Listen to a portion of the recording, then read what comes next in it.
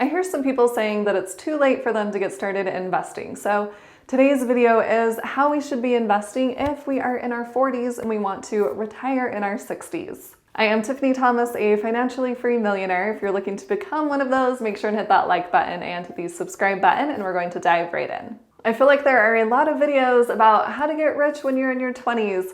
Well, I'm not in my 20s, and a lot of my friends are not in their 20s either. They're usually in their 30s or 40s, so I want to make a video for them. All right, if we are in our 40s, we really need to focus on investing so that we can retire in our 60s. One of the easiest ways to do that is to invest in the stock market. It is very, very passive. So you can get started with just $5. And if you want the details on exactly how to get started with just $5, I have another video for you. I will leave a link above. But now that we know we can start with a very small amount, there is no reason for us not to be investing. And the other thing is, if we are in our 40s, we want to invest a lot more than $5. So while yes, we can start with $5, we want to increase our income so that we can have more money to invest. And being in our 40s, we are probably more established in our career. So hopefully we are making a decent salary and we can figure out ways to increase that salary. For example, if we haven't asked for a raise in a while, we can definitely ask for a raise. It doesn't hurt to ask. And when you are asking, make sure you are coming with facts, things that you have done to help the company, to improve their bottom line, to increase their sales. Whatever part you play in that company, you want to make sure that you are doing the best job possible so that you have the data to back up why you should be getting a raise. And maybe asking for a raise isn't the right thing to do right now. Maybe it's time for us to switch jobs. Maybe we are going to make more money at a different company. When people switch companies, they usually have an increase in pay. And if nothing else, if you get an offer from another company, you can take that to your current company and ask them to match that offer or even go above the offer. Be thinking of different ways that you can increase your income so you can have more money to invest. Another way to have more money to invest is to decrease our expenses. Take a look at your 3 largest expenses and figure out how you can reduce those expenses. Do we really need all of the space that we have now? Do we need to live in a really large house? Or could we downsize for a while? And it doesn't have to be a permanent thing. We can always change later. But we need to invest as much as possible right now. So all of the changes that we can make right now, we need to put that extra money toward investing. And the quickest way to make more money or have more money is to decrease our largest expenses. Think about it. If you are paying $2,000 in rent every single month and you find a different place for $1,500 a month, that's an instant $500 every single month that you could invest. That's a lot more than switching your internet company and saving $10 a month. And for me, I have definitely been able to keep my housing expenses very, very low because I've always had roommates. In the place I was living in before, I actually had 3 roommates, so there were 4 of us total, and I had all 3 of them living upstairs, and then I was downstairs in the basement. So I did have my own space down there, which was nice, but I made sure to fill all 3 of those rooms upstairs. And honestly, the way the math worked out, my roommates were paying me about $300 to live there because the rent money they were paying covered all of my mortgage. It covered my taxes, my insurance, the HOA, utilities. So it was a pretty great setup. So if you were thinking there is no way I can find a less expensive place, well, do you have an extra bedroom? You could put a roommate in there. And like I said, it doesn't have to be permanent. These are just changes we can make now to have more money to invest to make sure that we can retire when we want to. Transportation is usually the second largest expense, so take a look at your car. Do you have a car payment every single month, and is it super high? Maybe you can downgrade. You can sell your car and buy a less expensive car and get rid of that car payment and put that extra $500, how much ever it is, toward investing. And for me, when I paid off my car, I had looked at my insurance, which was full coverage, and then I switched that to liabilities. So that decreased the amount of insurance that I was paying. And then food is usually the 3rd largest expense for people. So take a look at where you are spending money on food. Are you eating out every single day? Are you going out to lunch with your coworkers? Are you going out to dinner with friends every night? Are you stopping at McDonald's every single day for breakfast? And on top of that, are you buying groceries that you are not eating? Take a look at those food expenses and figure out where you can make changes to save a significant amount of money. I took my lunch to work 99% of the time. I would make my lunch the night before so it was ready to go. I knew if I didn't do it the night before, then I would not pack a lunch in the morning. So plan ahead. If you know you're not going to make time in the morning to pack your lunch, pack it the night before. Another thing I like to do is keep my food items pretty simple.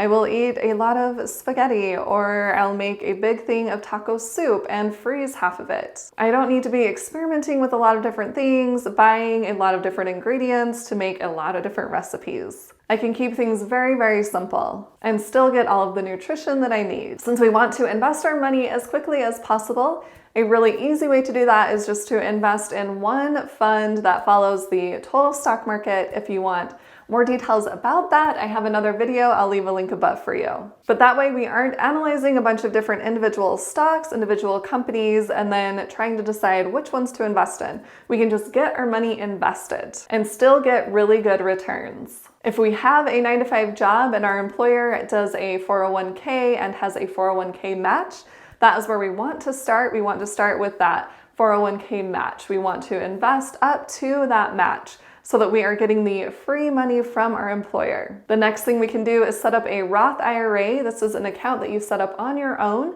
If you have more questions about that, I have a video. I'll leave a link above. But we can set up that Roth IRA. I personally like using Vanguard. They have been around for a really long time. And in 2023, we can invest up to $6,500 inside of our Roth IRA every single year. And if you qualify for an HSA, a health savings account, you can also invest your money in the stock market through your HSA most of the time. If you're setting up your HSA on your own and not through your employer, make sure and choose a company that allows you to invest inside of the stock market. I personally use Lively, so I will leave my referral link below because they are completely free to use their HSA and it's completely free to invest inside of the stock market. And then another way that we can invest our money in the stock market, and a lot of people don't utilize this one because they're afraid of paying taxes, but we can just set up a brokerage account and invest our money that way. That does not have any limit whatsoever. You can invest as much money as you want to inside of a brokerage account. And one thing I will say, you want to make sure and hold those investments for at least 1 year, because then you will pay less in taxes when you sell your investments. But because we want to retire very quickly, we want to be investing as much as possible as soon as possible. And if you want the benefits of using a brokerage account, I have a video breaking those down. I'll leave a link above. And now that I've kind of given you the tactics on how to invest in the stock market, I want to bring up our mindset because this is going to be key. If we are in our 40s, we want to retire in our 60s. So that is a pretty quick time frame. So we really want to be putting all of our extra money towards investing. So we need to believe that the stock market is going to help our money grow exponentially, and it is definitely going to be better than putting our money in a savings account. Because I know when I first started investing, I thought I was going to lose all of my money, and I had a bunch of money sitting in my savings account. But once I switched over and started investing my money, my net worth grew exponentially. Coming from personal experience, we want to make sure that we keep our emergency fund in our savings account, unless we are saving for something very specific. Then once we have that amount saved up, we get that item or invest in that item, and then all of our extra money needs to be going to our investment account. So figure out whatever that emergency number is for you and make sure that all of your high interest debt is paid off. And then you can funnel all of that money into your investment accounts. And like I mentioned, we can invest in a total stock market fund, which is a pretty safe investment, but it has enough risk associated with it that it is going to give us good returns. And then think about different ways that you can increase your income and decrease your expenses. I know for me, when I set a specific goal to become financially free, I was so focused on that goal that I didn't want to be spending my money elsewhere. I knew I needed to save up for a down payment on a house, purchase one more property, and I would be financially free. So that is what I did. I didn't spend a lot of money on clothes. I didn't go out to eat all the time. And it's not that I wasn't doing anything fun, but I was very specific that I wanted to save up for a down payment and become financially free. I knew what my priorities were, and that is where I was spending my money. If you haven't figured out what is important to you, what your priorities are, take a few minutes and sit down and write those out. What is important to you? What lights you up? What will make you super happy? And is it aligned with your values and where you want to be in 5 years, in 10 years? I'm not about deprivation, I'm about prioritization.